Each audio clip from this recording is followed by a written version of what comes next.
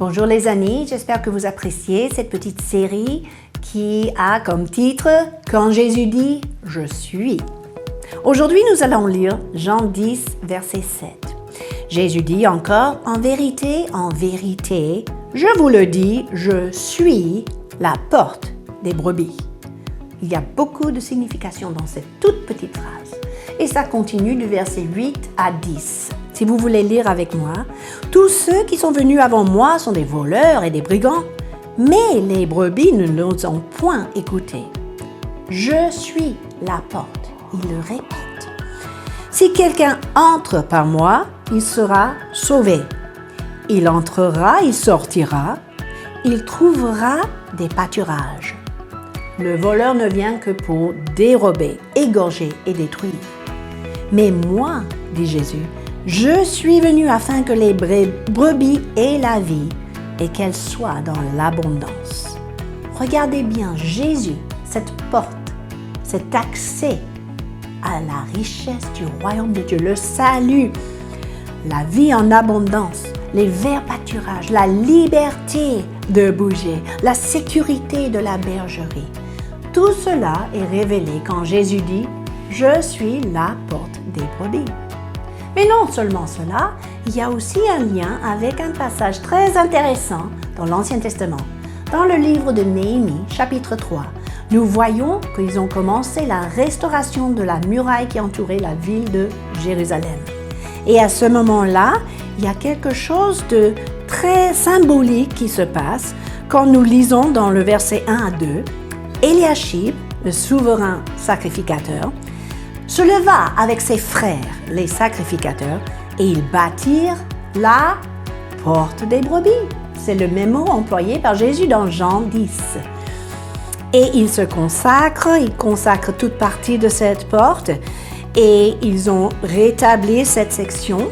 Et dans verset 32, nous voyons que les orfèvres et les marchands travaillèrent entre la chambre haute du coin et la porte des brebis.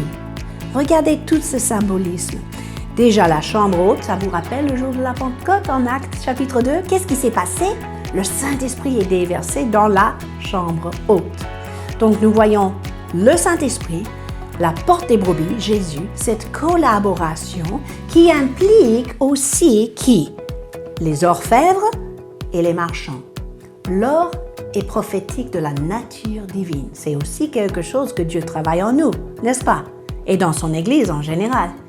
Et aussi les marchands, les entrepreneurs qui se lèvent pour le royaume de Dieu, qui se mettent à l'œuvre pour refléter les valeurs du royaume. Tout cela se contient dans ce passage de reconstruction ou de restauration des murailles. Et Néhémie continue ce récit pendant tout ce livre et on arrive à chapitre 12, il y a quelque chose de très important qui se passe autour de cette porte des brebis. On voit les sacrificateurs et les lévites qui se purifient. Et par la suite, ils purifient le peuple et les portes et la muraille. Mes amis, cela se produit quand vous et moi, nous sommes engagés à travailler dans la prière et l'intercession collective, au sein de nos communautés, au sein de nos familles, au sein de nos églises. Ne négligez pas des moments de prière et d'intercession, parce que nous collaborons avec notre haut sacrificateur, Jésus lui-même, qui demeure devant le Père dans le ministère d'intercession, jour et nuit. Si vous continuez, vous allez voir qu'ils établissent par la suite de chœurs. Des chorales, ça représente la louange et l'adoration. Eh bien, un de ces chœurs se trouve à côté, justement, de cette porte des brebis.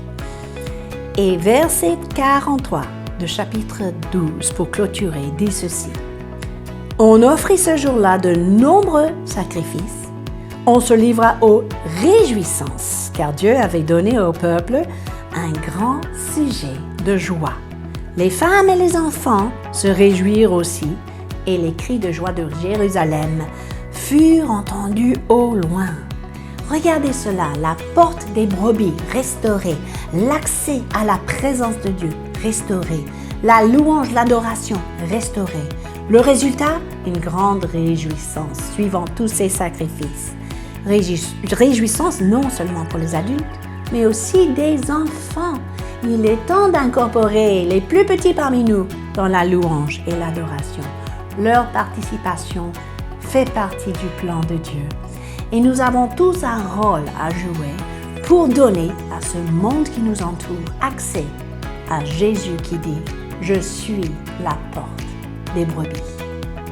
Je vous défie cette semaine, cherchez à inspirer, à motiver la louange, l'adoration dans vos communautés. Impliquez les enfants aussi et faites-moi savoir ce que le Seigneur vous met à cœur dans les commentaires. Sur ce, je vous dis à la semaine prochaine.